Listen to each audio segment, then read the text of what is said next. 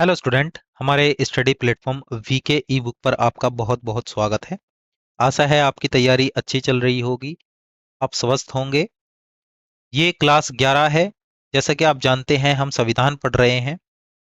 इससे पिछली क्लास में हमने विदेशी स्रोत को देखा था। ठीक है, 10वीं क्लास में। तो उसी का कुछ पार्ट बचा हुआ था, यानी पार्ट 2 है ये। इस क्लास में हम इसको कवर कर लेंगे। ठीक है, तो आपका विदेशी स्रोत जो है इस क्लास में क्या हो जाएगा, समाप्त हो जाएगा।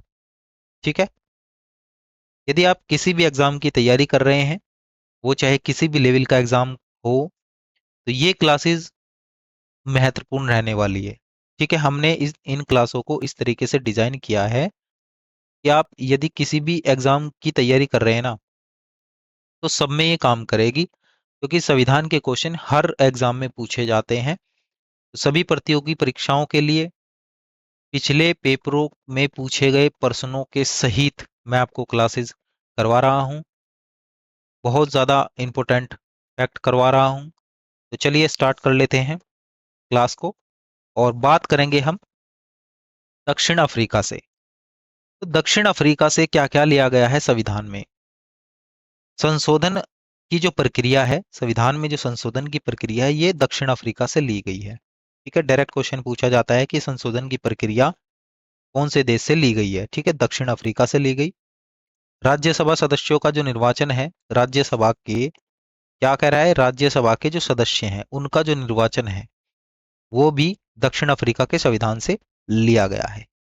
ठीक है, फ्रांस के संविधान से क्या क्या लिया गया। गणतंत्रात्मक,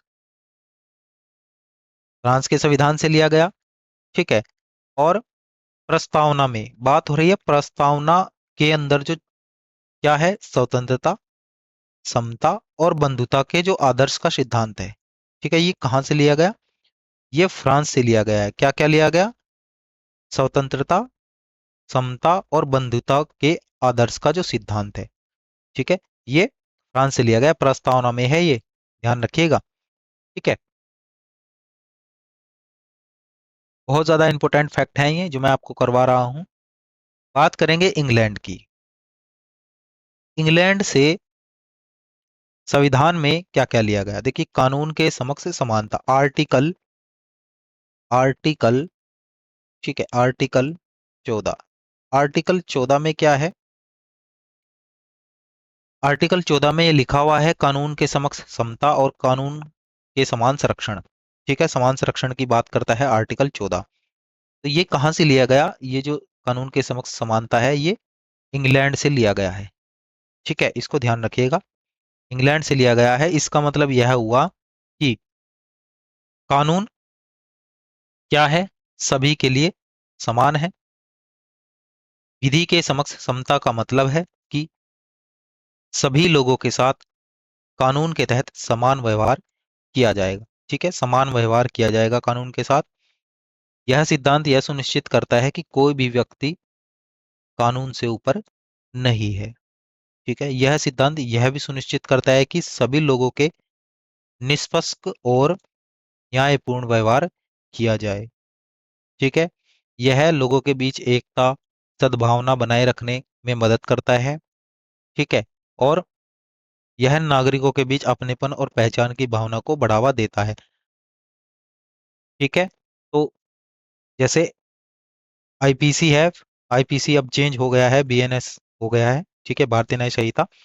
लेकिन आईपीसी में जैसे चोरी की सजा लिखी है 3 साल। ठीक है, एक एग्जाम्पल दे रहा हूं, 3 साल जैसे सजा है, तो वही सजा किसी अमीर या गरीब को नहीं देखेगी। ठीक है, बड़े छोटे को नहीं देखेगी। ठीक है, तो बड़े छोटे को नहीं देखेगी, अमीर गरीब को नहीं देखेगी, सब में समान होगी। यानी कि यदि 3 साल सजा लिख दी गई है, तो वो चाहे कैसा भी व्यक्ति है, अमीर है, गरीब है, बड़ा है, छोटा है, ठीक है, सभी के लिए सजा सेम रहेगी। ठीक है, तो कानून के समक्ष समानता यहाँ पर बात आती है। अब आपके दिमाग में एक बात आ रही होगी कि कुछ व्यक्तियों के ऊपर एफआईआर नहीं हो पाती, है ना, तो सजा कहाँ से हो जाएगी। लेकिन वो एक अलग पार्ट आता है, वो जिन पर जिम्मेदारियां आती हैं वो जिम्मेदारी नहीं निभाते, करप्शन होता है, और पैसा ऐसी चीज है कि जिसको दिखाया वो अपना ईमान जो है बेच देता है ना।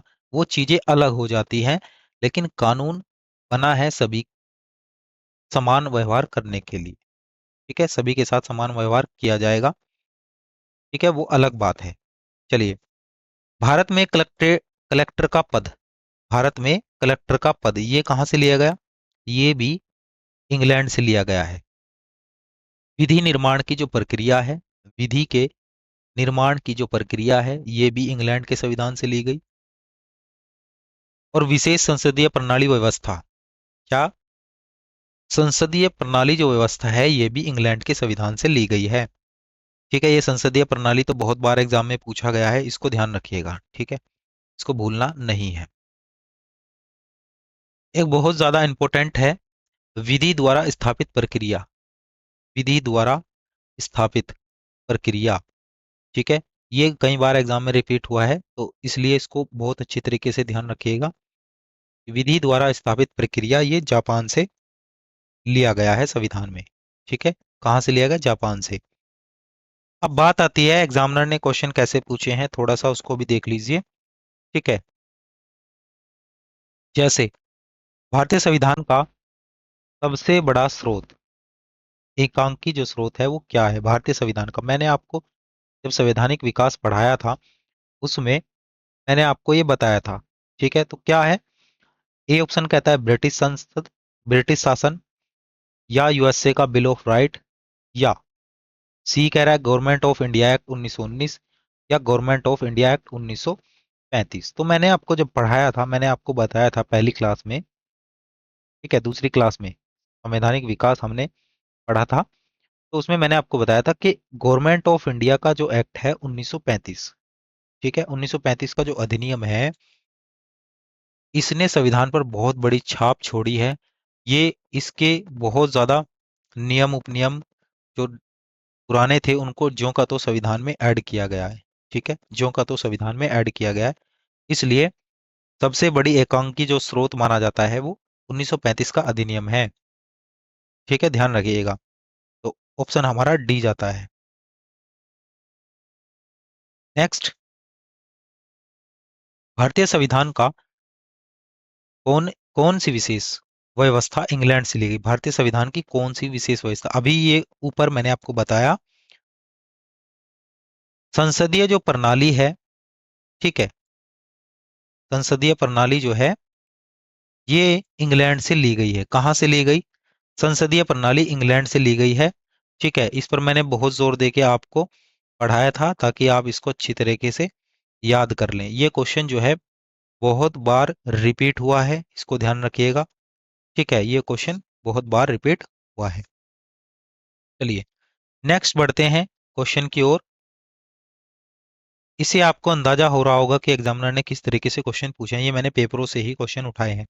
ठीक है, भारतीय संविधान में समवर्ती सूची की अवधारणा कहाँ से ली गई? भारतीय संविधान में जो समवर्ती सूची है उसको कहाँ से उठाया गया? कनाडा से, ऑस्ट्रेलिया से, यूएसए से, या फिर ब्रिटेन से? तो समवर्ती सूची जो है कहाँ से ली गई? ऑस्ट्रेलिया से ली गई है।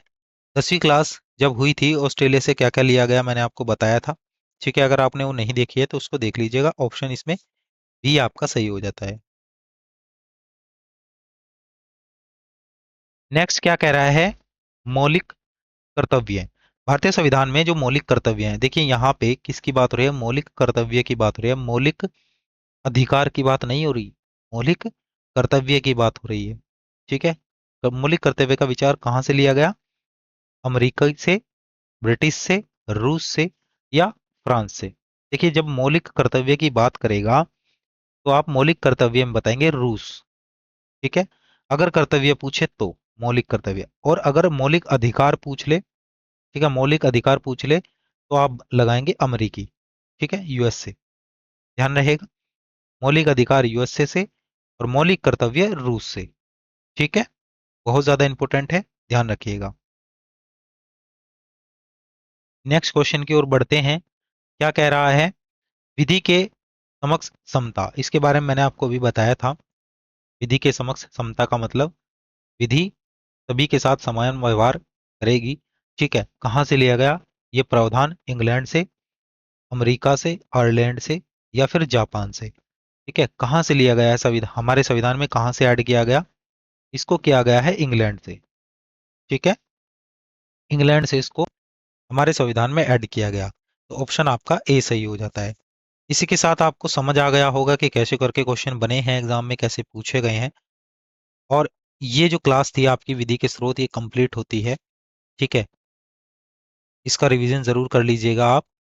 तो आज की वीडियो में इतना ही रखेंगे, अगले टॉपिक में मिलेंगे नेक्स्ट वीडियो के साथ। Thank you for watching. धन्यवाद।